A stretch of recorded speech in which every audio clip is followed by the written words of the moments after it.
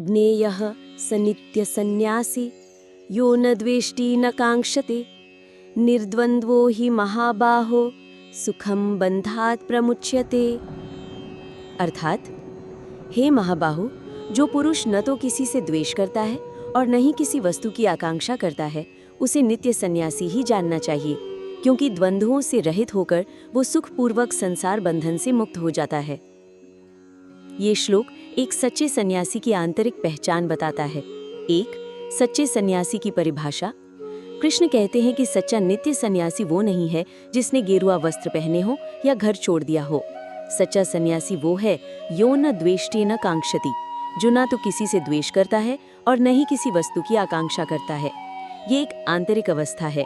एक व्यक्ति घर परिवार में रहकर भी नित्य सन्यासी हो सकता है, यदि उसका मन राग द्वेष से मुक्त है। और एक व्यक्ति जंगल में रहकर भी सन्यासी नहीं है, यदि उसका मन इच्छाओं और घृणा से भरा है। दूसरा, मुक्ति का मार्ग या निर्द्वंद्वो ही महाबाहो सुखम बंधात प्रमुच्यते। निर्द्वंद्वः, ऐसा व्यक्ति निर्द्वंद्व हो जाता है, यानी वो सुख दुख, मान अपमान, लाभ हानि जैसे द्वंद्वों से परे हो जाता है।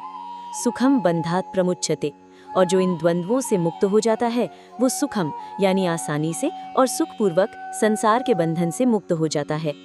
बंधन का मूल कारण ही राग और आकांक्षा है।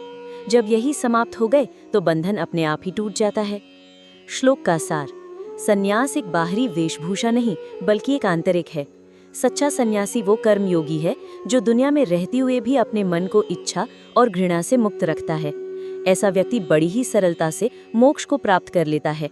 ये कर्म योग की श्रेष्ठता को फिर से सिद्ध करता है, क्योंकि यह आंतरिक शुद्धि पर जोर देता है, बाहरी त्याग पर नहीं।